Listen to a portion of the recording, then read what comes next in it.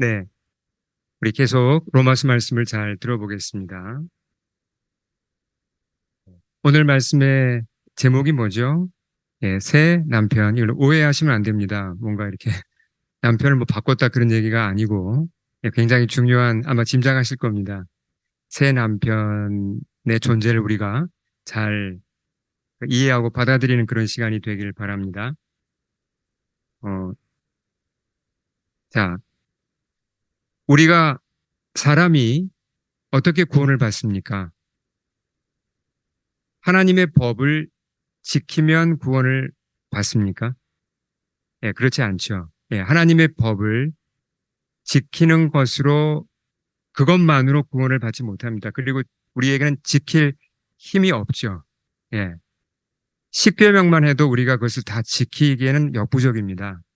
로마서의 중요한 주제가 그거잖아요. 율법을 지키는 것으로 우리 구원받지 못하고 무엇으로 구원받습니까? 예, 그리스도를 믿음으로 우리가 구원을 받을 수 있습니다. 그렇죠? 자, 그러면 이제 이런 의문이 들죠. 그러면 율법은 이제 우리에게 필요 없는 거 아닌가?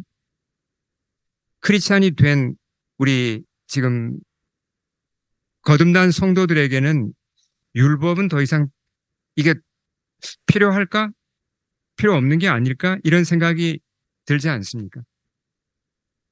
그런 얘기를 우리가 이 부분이 중요하기 때문에 좀 생각을 잘 해봐야 됩니다. 자, 우리가 가진 성경, 이 성경을 보시면 신약이 더 두껍습니까? 구약이 더 두껍습니까? 구약 성경이 훨씬 두껍습니다. 구약 성경은 대부분 뭘로 되어 있죠? 맨 처음에 나오는 것이 율법입니다. 그렇죠? 모세오경, 창세기, 출애굽기, 레위기, 민수기, 신명기 보면 다 여기에 율법이 들어있고 구약 성경의 대부분은 율법에 관한 것이 많이 나옵니다. 율법을 지켜라, 또 못 지키고 하나님이 또 그들을 훈련하시고 자, 그러면 우리 구원받은 신약의 성도들이 구약 성경을 율법인데 이걸 어떻게 받아들이고 이해하는가 하는 겁니다. 필요 없는 게 아닌가. 그런 생각이 들기도 하고, 그렇죠? 자, 율법에 대해서 좀 더 생각을 해보겠습니다. 율법. 율법이란 말 자체는 그 God's law, 하나님의 법이기 때문에 귀한 겁니다. 부정적인 의미를 가지시면 안 되죠. 율법이 엄격합니까? 네, 굉장히 엄격합니다. 하나 예를 들어 보겠습니다. 10계명 중에 제4계명이 뭐죠? 기억나세요? 제4, 네 번째 계명 하면 안식일이, 안식일 계명이죠. 안식일을 어떻게 지키라 그랬죠? 네, 거룩하게 지키라 그랬습니다. 근데 구약 성경의 기록에 보면 안식일 법을 어겨서 사형을 당한 자가 혹시 있습니까? 그런 기록이 성경에 혹시 있나요? 있습니다. 예. 성경 읽어보시면 예를 들어서 민수기 15장 같은 데 보시면 안식일, 안식일에 일을 했다고 하나님이 그 사람을 하나님의 법을 어겼다고 사형을 시키라고 하신 기록이 나와요. 무섭죠? 그렇잖아요. 안식일 법 어긴 건데 하나님이 예, 법대로 사형을 하라고 하셨습니다. 자, 구약 시대 때는 이게 안식일이었는데 이게 신약으로 넘어오면서 요일만 바뀌었죠. 뭘로 바뀌었습니까? 예, 주일로 바뀌었습니다. 그러면 안식일 법이 오늘날 우리에게는 주일을 지키는 것과 같은 거잖아요. 예. 그럼 만약에 안식일법 10계명 우리가 10계명은 정말 소중하게 생각하고 암송하기도 하고 10계명은 우리 삶의 지표인데 그대로 한다면 우리가 오늘날 주일을 지키지 못하면 무슨 벌 받는 거 아닌가요? 예를 들어서 주일에 일을 했다. 그러니까 주일을 거룩히 지키지 못하고 예배에 빠졌다. 그러면 하나님의 법대로 하면 10계명대로 하면 우리가 벌을 받아야 되는 거 아닌가요? 심지어 죽임을 당하기도 했잖아요. 만약에 이 법이 그대로 적용된다면 우리는 진짜 굉장히 초긴장한 상태로 주의를 지켜야 할 것입니다. 주의를 못 지키면 예, 무슨 벌을 받을지 모르죠. 혹시 그렇게 주의를 지켜보신 적 없으세요? 혹시 그렇게 배우셔서 주의를 못 지키면 하나님께 큰 벌을 받기 때문에 절대로 주의를 지켜야 되고 그렇게 막 두려운 마음으로 지킨 분들이 아마 계실 겁니다. 뭐 그게 뭐 무조건 다 나쁜 건 아니지만 이제 우리가 바로 할 필요가 있죠. 과연 구약의 법이 그대로 신약으로 이게 넘어오는 게 맞는가? 자, 만약에 이런 하나님의 율법이 오늘날도 그대로 믿는 자들에게 우리 신약의 성도들에게 그대로 적용된다면 우린 굉장히 숨막힐 겁니다. 혹시 내가 안식일을 범하면 어떡하지? 제1계명이 뭐죠? 우상을 섬기지 말라. 우상을 섬기면 그럼 바로 죽음입니다. 하나님이 엄하게 벌하시죠. 간음하지 말라, 탐내지 말라, 여러 계명들이 아주 추상같이 우리를 둘러싸고 있습니다. 이걸 못 지키면 어떻게 됩니까? 네, 우린 죽음이죠. 잘못하면 구원받은 게 취소될 수도 있다는 겁니다. 근데 만약에 구약의 법이 그대로 적용된다면요. 근데 우리가 율법 아래 있습니까? 아니면 뭔가 바뀌었습니까? 우리 믿는 자들이, 예수님 안에 있는 자들이 구약의 율법 아래 있습니까? 아니면 뭔가 변화가 일어났습니까? 변화가 일어났습니다. 네. 우린 더 이상 율법 아래 있지 않고 해방되었다는 겁니다. 이 사실을 바울이 알립니다. 자, 넘어가서 1절, 우리 1절부터 한번 읽어보겠습니다. 1절을 다시 한번 읽겠습니다. 시작. 형제들아, 내가 법하는 자들에게 말하노니 너희는 그 법이 사람이 살 동안만 그를 주관하는 줄 알지 못하느냐. 자, 우리가 율법에서 해방되었다는 것을 바울이 아주 드라마틱하게 설명을 합니다. 이 사실을 아는 게 이미 우리가 좀 알고 있지만 좀 더 확인할 필요가 있습니다. 자, 어떤 법이 있습니다. 법대로 하면 만약에 이렇게 생각해 보죠. 그 법대로 하면 제가 감옥에 가야 돼요. 만약에. 예. 그러면 제가 무슨 죄를 지었다는 게 아닙니다. 뭐 이제 예를 든 겁니다. 그럼 제가 어떻게 하면 감옥을 안 갈 수가 있죠?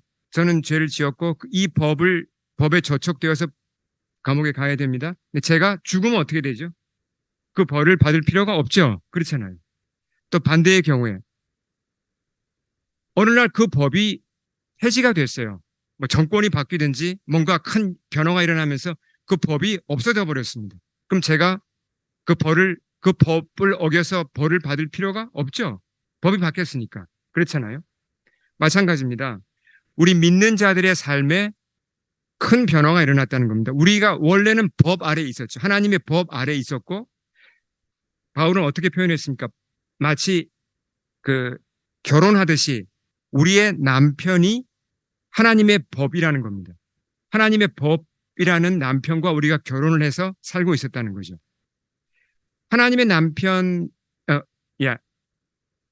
하나님의 법이라는 이 남편은 완벽한 남편이죠. 그렇죠. 법은 완벽합니다. 네. 자, 근데 이 남편은 어떻습니까? 뭔가 긍휼이 있습니까? 뭔가 이렇게 은혜가 있습니까? 아니죠. 예. 법이라는 남편은 내가 뭘 어기면 즉시, 즉시 지적하고 즉시 정죄가 들어옵니다. 그런 남편과 내가 살았다는 겁니다. 근데 이제 어떤 변화가 일어나죠? 자, 보세요. 1절 말씀을 다시 보시면, 하나님의 법 아래 우리가 있었고, 우리의 남편이 하나님의 그 법이 우리의 남편이었는데, 어떻게 거기서 벗어날 수 있죠? 둘 중에 하나가 죽어야 됩니다. 그러니까 법이 바뀌든지 아니면 내가 죽어야 되죠. 근데 법은 바뀌지 않습니다. 하나님 법이 안 바뀌죠. 그러니까 내가 죽었다는 얘기를 합니다. 어떻게 죽었죠? 자, 2절을 같이 읽겠습니다. 시작. 그러므로 만일 그 남편 생전에 법으로 그에게 매인 바 되나 만일 그 남편이 죽으면 남편의 법에서 벗어나느니라. 이 말이 됩니까? 그렇죠. 일반적으로 세상에서 어떤 아내가 남편이 살아있는 동안 다른 남자를 만나면 이건 간음이 되지만 남편이 죽은 후에는 자유롭게 다른 남자를 만나서 결혼할 수가 있잖아요. 이런 원리가 적용된다는 겁니다. 자, 3절도 같이 읽겠습니다. 시작. 그러므로 만일 그 남편 생전에 다른 남자에게 가면 음녀라. 그러나 만일 남편이 죽으면 그 법에서 자유롭게 되나니 다른 남자에게 갈지라도 음녀가 되지 아니하느니라. 네. 자, 그러니까 어떤 일이 우리의 삶에 일어났다는 겁니까? 우리가 원래 법 아래 있었고 하나님의 법이 우리의 남편이었습니다. 근데 놀라운 일이 일어났죠. 예수님이 오셨고 우리가 예수님을 믿을 때 우리의 남편이 어떻게 됐습니까? 바뀌었습니다. 예수님의 죽음 덕분에 그러니까 과거에 나는 죽은 거죠. 예. 옛사람 이지연이 죽은 겁니다. 그러니까 법적 효력이 상실된 거예요. 그렇죠. 죽었으니까. 새 사람 이지연이 태어나면서 예수님을 남편으로 만난 겁니다. 영적인 결혼이 이루어진 거죠. 그 영적 결혼으로 말미암아 새 남편이 생긴 것이고 우리는 이제 법 아래 있지 않고 예수님 아래 있게 된 겁니다. 이건 우리가 로마서가 좀 반복해서 설명을 해서 여러분 잘 아실 겁니다. 네. 자, 이제 우리가 그러면 이제 법 아래 있습니까? 은혜 아래 있습니까? 은혜 아래 있죠. 왜요? 예수님과 함께 살고 있으니까 예수님 믿고 있으니까요. 그럼 우리가 자, 율법을 어길 때 정죄가 있습니까? 예를 들어서 우리가 십계명 중에 하나를 어겼다. 주의를 범했다. 우상을 섬겼다. 뭔가 더 큰 죄를 범했다. 그랬을 때 하나님이 우리를 정죄하시고 그렇게 하십니까? 정죄하시나요? 네가 죄를 지었구나. 그럼 너 구원은 취소. 내가 너를 정죄한다. 이 다음에 보자. 이렇게 하시나요? 그게 아니죠. 우리가 한 2, 3주 후에 배울 말씀이지만 8장 1절을 미리 한번 보겠습니다. 우리 같이 한번 읽겠습니다. 시작. 그러므로 이제 그리스도 예수 안에 있는 자에게는 결코 정죄함이 없나니. 이건 너무나 놀라운 말씀이죠. 예, 그리스도 예수 안에 있는 자에게는, 그리스도를 믿는 자에게는, 또는 그리스도를 새 남편으로 맞이한 사람에게는 뭐가 없다고요? condemnation, 정죄가 없다는 겁니다. 혹시 우리가 하나님의 계명을 어길지라도 정죄가 없는데 어느 정도 없다 그랬죠? 결코 없다 그랬습니다. 결코. 자, 그러면 우리에게 분명한 것은요. 이 말씀 문자 그대로 맞습니다. 그럼 우리에게는 내가 예수를 믿는다면, 거듭난 하나님의 백성이라면 정죄가 없습니다. 내가 하나님의 법을 어겨도 하나님이 나를 정죄하지 않으시고 내 구원이 취소가 되지 않습니다. 이게 사실이라면, 자, 정말 기쁜 소식이죠. 근데 여기서 오해의 소지가 있다는 겁니다. 어떤 오해의 소지가 있죠? 그러면 이런 질문이 이제 슬며시 올라오죠. 정죄가 없어요? 그러면 죄를 지어도 되겠네요? 별 관계가 없잖아요.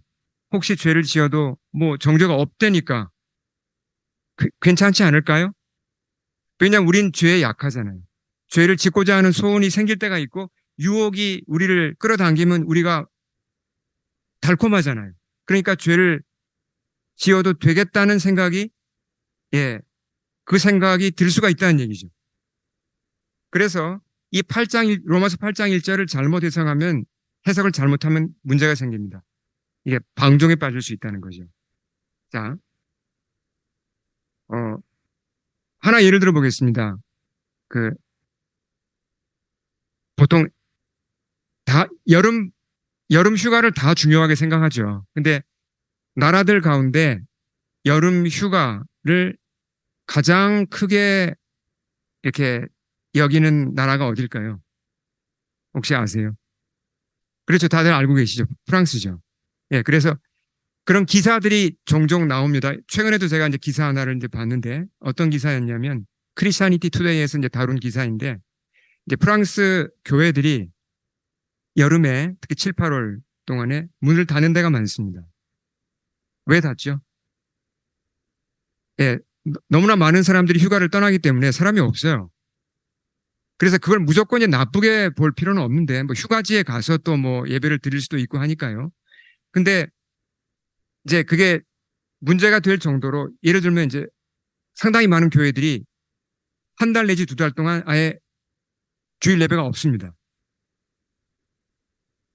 그 교회 다니던 사람들은 이제 대부분 휴가를 갖고 뭐 남아있는 사람들 중에 이제 예배를 드리려면 다른 교회를 가야 되죠. 여러분 어떤 게 맞는 것 같습니까? 음, 휴가를 떠난 사람이 정말 성도가 거의 없는 상황에서 교회 문을 닫는 게 맞습니까? 아니면 그래도 예배를 드리는 게 맞습니까? 어떻게 생각하세요? 네, 우리 한국 성도님들은 뭐 답이 한결같습니다. 예. 한 분이 나와도 예배를 드린다. 이게 우리가 배운 신앙 아닙니까? 그렇죠. 성도가 몇 분만 나와도 뭐 진짜 한두 분만 나와도 우린 예배를 패할 수 없다. 이게 이제 우리의 신앙인데 프랑스 사람들은 많이 다른 것 같아요.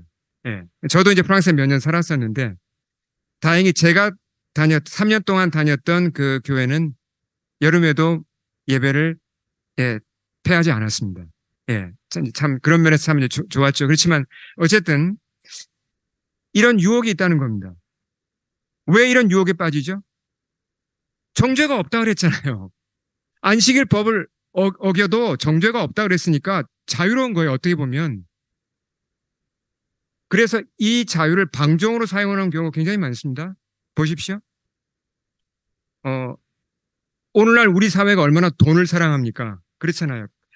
너무나 그 문화가 강하기 때문에 우리도 의식을 못해요. 거기에 그냥 함께 흘러가는 겁니다. 어떻게 하면 돈을 많이 벌고, 어떻게 하면 더 많이 가지고. 근데 자기도 모르게 이제 그 문화에 실려가는데, 어, 성도들도 이제 자기도 모르는 사이에 돈을 하나님보다 더 사랑하게 되죠. 그러면 어떤 계명을 위반한 겁니까, 사실은? 몇 번째 계명을 위반한 거죠? 제1, 제2 계명을 어긴 겁니다. 우상 숭배에 관한 계명이죠.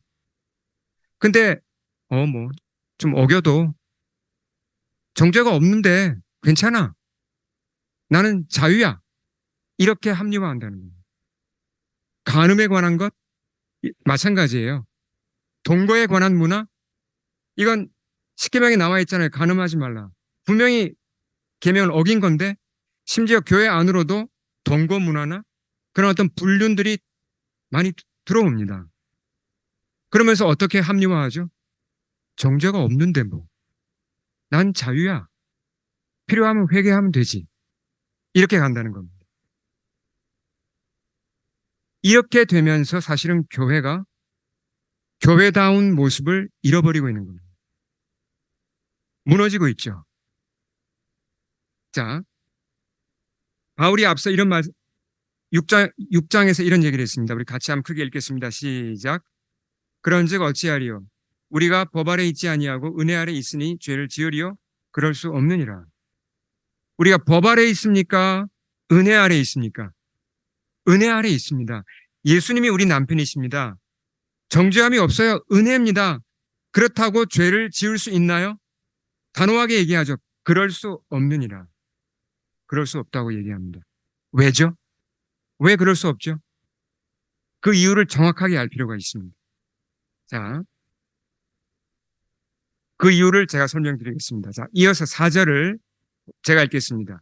그러므로 형제들아, 내 형제들아, 너희도 그리스도의 몸으로 말미암아 율법에 대하여 죽임을 당하였으니 이는 다른 이, 곧 죽은 자 가운데서 살아나신 이에게 가서 우리가 하나님을 위하여 열매를 맺게 하려 함이라. 자, 율법에서 해방되었습니다. 율법이라는 남편으로부터 우린 풀려났죠. 새 남편이 생겼습니다. 그렇죠? 자, 그 얘기를 한 겁니다. 지금 예수님의 십자가의 공로로. 이는 다른 이가 누구십니까? 예수님이죠. 예수님을 뭐라고 설명했습니까? 죽은 자 가운데서 살아나시니 얼마나 놀라운 분입니까? 우리의 새 남편은 죽은 자 가운데서 살아나신 분이십니다. 여러분, 진짜 부활이 일어났고, 죽음을 이기신 그분이 내 남편이라고 생각을 해보십시오. 이 얼마나 놀라운 일입니까? 나의 구원자이시고 내 남편이 죽음을 이기신 분이십니다. 자, 그분에게 가서, 그 다음에 뭐라 그랬죠? 그걸로 끝나는 겁니까? 아니면 뭐가 계속 진행되는 게 있습니까? 우리가 하나님을 위하여 열매를 맺게 하려 합니다. 뭔가 훨씬 길고 큰 게 있다는 겁니다. 그 뒤에. 자, 크리스찬들이 착각하는 것 중에 하나가 이 부분을 잘 들어보시기 바랍니다. 다들 저를 보시고요. 많은 분들이 착각하는 게 이겁니다. 그리스도 안에 있으면 정죄함이 없지. 나도 은혜 경험해 봤어. 나도 회개하고 은혜 체험해 봤어. 난 이제 정죄함이 없어. 난 자유야. 여기까지는 좋습니다. 근데 착각이 뭐냐면요. 자기가 싱글이라고 생각한다. 무슨 말인지 아시겠어요? 율법이라는 남편으로부터 우리는 해방되었습니다. 그럼 우리가 싱글이에요, 이제? 싱글이 아니라 남편이 있습니까, 없습니까? 남편이 있어요. 누구죠? 그리스도. 그리스도에게 묶인 거예요, 나는. 율법에게서는 풀려났는데 그리스도에게는 묶인 것이 영적 결혼입니다. 그렇지 않습니까? 우리가 일반적으로 남녀가 서로 사랑해서 결혼할 때도 싱글일 때가 더 자유롭습니까? 결혼하고 나서가 더 자유롭습니까? 자, 의견이 좀 다르시겠죠? 싱글일 때가 더 자유롭다 하면 손 들어보시겠어요? 예? 함부로 드시기 좀 불편하시죠? 네. 결혼하고가 더 난 자유롭다. 그런 분도 계시리라고 믿습니다. 별로 안 보이시네요. 이게 이제 자유의 종류가 다르죠. 예. 근데 일반적으로 볼 때는 싱글일 때가 더 자유롭죠. 내가 그냥 홀몸이니까, 나 혼자니까 내가 먹고 싶은 거 먹고 내가 하고 싶은 대로 그냥 내 리듬에 맞춰서 하면 되고, 내 취향에 맞춰서 하면 되고, 그렇잖아요. 근데 결혼하고 나면 어떻습니까? 내 취향대로만 할 수가 없죠. 남편과 아내가 서로에게 맞춰야 합니다. 맞죠? 그렇죠? 그러다 보면 조금 불편해요. 내가 양보해야 되고, 어떤 땐 참아야 되고, 어떤 땐 내가 좋아하는 걸 포기도 해야 되고, 맞죠? 그러니까 어떤 면에서는 내 자유를 일부 내가 내려놓는 겁니다. 어떤 면에서는 내가 결혼한다는 것은 내 남편에게 내가 묶이는 거예요. 맞습니까? 그렇죠. 우리가 율법에서 자유를 얻었다. 난 이제 자유다. 정죄함이 없다. 나는 싱글이다가 아니란 얘기입니다. 싱글이 아니란 뭐죠? 그리스도라는 새 남편에게 나는 묶인 거예요. 이게 이 부분을 착각하시는 분들이 참 많습니다. 예. 근데 새 남편에게 묶이기로 누가 선택하신 겁니까? 누가 강요했나요? 아니죠. 내가 선택한 겁니다. 아, 이게 은혜구나. 야, 이게 은혜구나. 내가 감동했고, 내가 눈물로 그분을 나의 주님으로, 주님이잖아요. 내 주인으로 영접했고, 내가 선택한 겁니다. 우린 묶인 거예요, 이제. 이걸 기억하셔야 됩니다. 그래서 죄를 짓고 싶은 소원이 일어나도 함부로 죄를 짓지 못한다는 겁니다. 나는 싱글이 아니에요. 자, 그 얘기를 바울이 쭉 설명합니다. 자, 5절부터 좀 더 이어서 설명을 드리겠습니다. 5절 같이 읽어볼까요? 시작. 우리가 육신에 있을 때에는 율법으로 말미암는 죄의 정욕이 우리 지체 중에 역사하여 우리로 사망을 위하여 열매를 맺게 하였더니 과거에는 우리가 거듭나기 전에는 죄가 유혹해 오면 참 이기기 어려웠습니다. 죄가 죄인지도 모르고 죄를 짓고 살았죠. 예. 그렇게 살면 결국 열매가 뭐라는 거죠? 열매는 네. 허무한 열매가 맺히고 사망이라는 열매가 맺힌다는 거죠. 근데 다행히 우리가 새 남편을 만나서 이제 큰 변화가 일어난 것이 6절까지 설명되고 있습니다. 제가 읽겠습니다. 이제는 우리가 얽매였던 것에 대하여 죽었으므로 무엇에서 벗어났으니 그랬습니까? 율법에서 벗어났으니 정죄에서도 벗어났습니다. 이러므로 우리가 영의 새로운 것으로 섬길 것이요 율법 조문에 묵은 것으로 아니할지니라. 영의 새로운 것이란 것 표현은 성령님을 얘기합니다. 성령님. 이제 우리의 삶의 방식이 근본적으로 바뀌었다는 겁니다. 과거의 패턴은 뭐였죠? 법이 있습니다. 내가 잘하면 상을 받고 잘못하면 벌을 받는 어떤 그런 패턴이었다면 지금은 다릅니다. 지금은 어떤 패턴이죠? 예, 성령님을 따라가는 것이고 새 남편이신 예수님과 관계 속에서 살아간다는 것입니다. 세상에 많은 종교가요, 법을 내세우고 법을 지키면 상을 받고 그 법을 지키지 못하면 벌을 받는 그 패턴을 따라갑니다. 어제 제가 이제 노숙자 사역을 나가서 공원에서 굉장히 재밌는 뭐 사람을 만났는데 나이도 그렇게 많지 않았습니다. 한 30대로 보이는 사람이었는데 샌드위치를 이렇게 줄까 물어보니까 속에 뭐가 들어있냐고 묻더라고요. 그래서 제가 이제 정봉, 이제 햄하고 뭐 치즈가 들어있다 하니까 자기 안 먹는데요. 근데 그 옆에 이제 몇 사람이 같이 있었는데 다른 두 사람은 받고 한 사람만 그 샌드위치를 받지 않았습니다. 그 딱 보니까 이제 그 무슬림이더라고요. 예.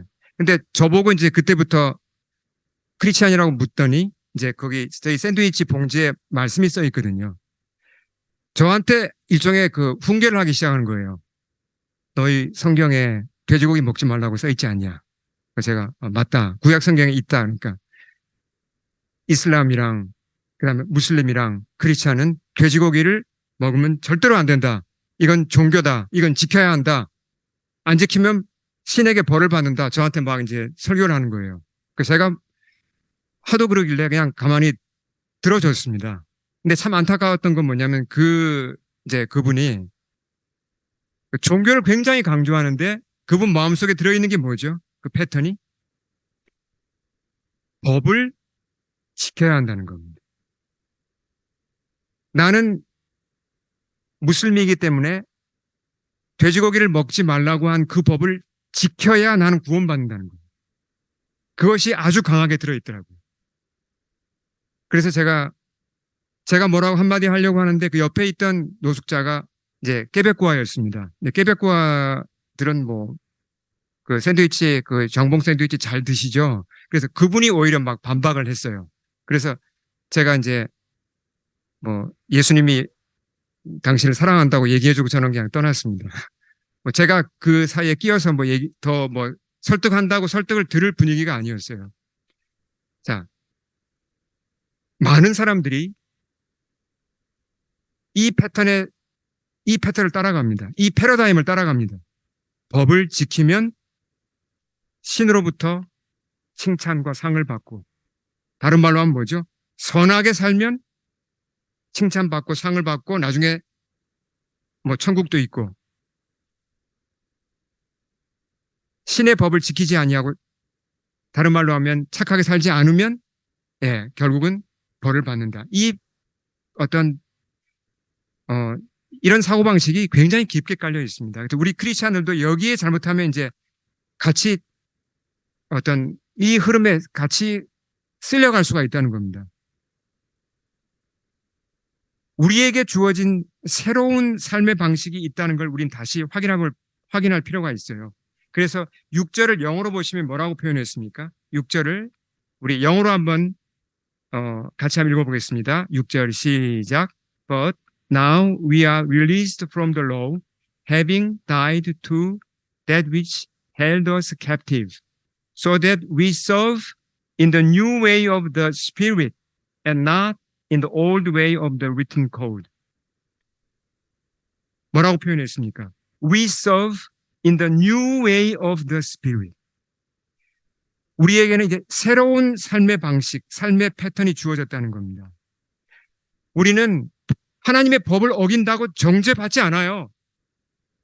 근본적으로는 우린 정죄가 없고 우린 자유입니다.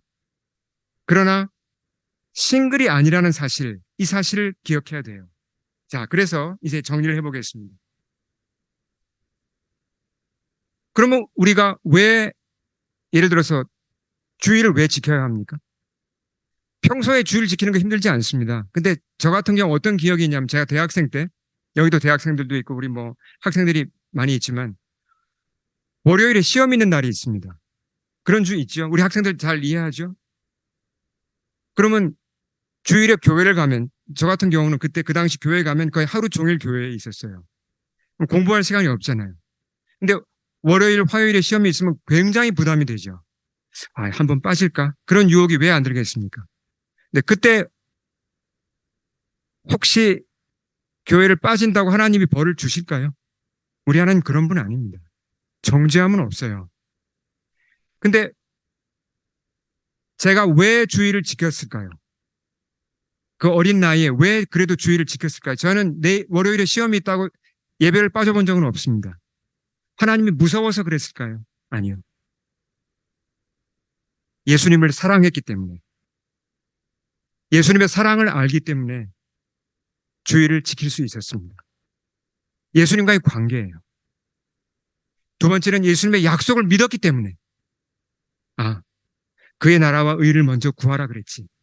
주님이 먼저 그의 나라와 의를 구하면 이 모든 걸 더한다고 약속하셨지. 그 약속을 믿었기 때문에 저는 주의를 지킬 수 있었습니다. 마음속에 싸움들이 일어났죠. 그렇지만 그 싸움 속에서 결국은 예수님을 따라가는 쪽으로 그렇게 갈 수 있었습니다. 이건 주의를 어기면 큰 벌을 받는다. 무서워서 지키는 것과는 차원이 다른 얘기입니다. 여러분도 아마 비슷한 경험을 했을 겁니다. 물론 제가 또 하나님의 법을 저도 어긴 적도 많죠. 뭐 제가 늘 하나님의 법을 이렇게 잘 지켰다는 얘기를 하는 게 아닙니다. 어떤 동기로 하나님의 법을 지키는가가 중요하다는 겁니다. 예수님과의 관계 속에서 지키는 게 중요하다. 그렇게 할 때 주님을 체험하게 되고 우리 신앙이 성장할 수 있다는 것이죠. 자, 하나만 더 예를 들겠습니다. 이것도 우리가 오해할 수가 있기 때문에 헌금에 관한 거예요. 왜 헌금을 드립니까? 우리가? 어떤 교회에서는 이렇게도 얘기합니다. 이제 이건 뭐 제가 어떤 교회를 뭐 이렇게 뭐 비난하거나 절대로 그런 건 아니고요. 이제 가끔 이렇게 말씀하시는 분들이 계십니다. 11조를 제대로 안 하면 벌 받는다. 맞는 얘기입니까? 틀린 얘기입니까? 11조를 정확한 액수대로 이제 안 하면 그 떼어 먹는 겁니까? 그런 얘기도 하시잖아요. 그럼 그래서 벌 받았다. 그런 얘기도 하잖아요. 맞는 얘기입니까? 주님 뭐라고 그러셨죠? 결코 정죄함이 없다고 그랬잖아요. 근본적으로는 우리는 신약의 성도는요. 11조에 대해서도 근본적으로 우리는 자유를 얻었습니다. 이거 안 지킨다고 하나님이 우리를 너 안 지켰지? 그래 너도 한번 당해봐라 이렇게 벌 주시는 분은 아닙니다. 우린 자유로워요. 네, 자유 속에서 내가 자원해서 드리는 거죠. 왜 드리는 거죠? 예, 남편이니까요, 예수님이. 여러분, 집에서 남편과 아내가 뭔가 재정 지출할 때 남편한테 전혀 의논하지도 않고 아내가 마음대로 지출합니까? 아니잖아요. 남편과 아내가 의논해서 지출하잖아요. 마찬가지죠. 예수님과 의논하고 그래서 나한테 맞는 액수를 내가 교회를 세우기 위해 드리는 것이고 구제와 선교를 위해 드리는 것이고 그렇게 하면서 또 주님을 체험하는 것이고 나를 채워주시는 재정적으로도 나를 채워주시는 주님을 체험하는 거죠. 동기가 헌금을 드리는 동기도 무엇이어야 된다는 것입니까? 두려움이 되어서는 안 된다는 겁니다. 또 헌금을 드림으로 말미암아 하나님이 몇 배로 갚아주시겠지. 이거는 미신적인 생각입니다. 이것도 아니죠. 동기가 무엇이어야 된다는 거죠? 남편에 대한 사랑이 동기가 되어야 되고 그분 말씀을 믿기 때문에 내가 드리는 것입니다. 이해하시겠죠? 그렇게 해야 건강한 관계가 맺히는 것이죠. 자, 끝으로 한 예를 아주 중요한 예가 있기 때문에 하나 예를 들어드리겠습니다. 아마 잘 모르실 거예요. 누구신지. 헨리 스카우거를 아시는 분 혹시 계십니까? 자, 이분이 참 놀라운 분인데 잠깐 소개를 하겠습니다. 그 1650년에 태어난 분입니다. 그러니까 뭐 좀 약간 오래된 옛날 분이긴 한데 대단한 분이에요. 15살에 스코틀랜드 에버딘 대학에 입학해서 19살에 철학 교수로 임명이 되었어요. 천재죠. 19살에 철학 교수, 그 신학 교수도 되었습니다. 교수로 일하다가 또 목회를 한 적도 있고요. 이분이 27살 때 친구들한테 쓴 편지들이 있었는데 그 편지를 모아서, 편지가 너무 내용이 좋아서 모아서 이게 책으로 이제 누가 다른 사람이 책으로 내줬어요. 그래서 이분이 쓴 책이 이제 그렇게 남았습니다. 근데 아쉽게도 이분이 28살에 폐렴으로 죽었습니다. 네, 너무나 젊은 나이에. 천재적인 학자였는데, 근데 정말 예수님을 뜨겁게 사랑한 사람이었습니다.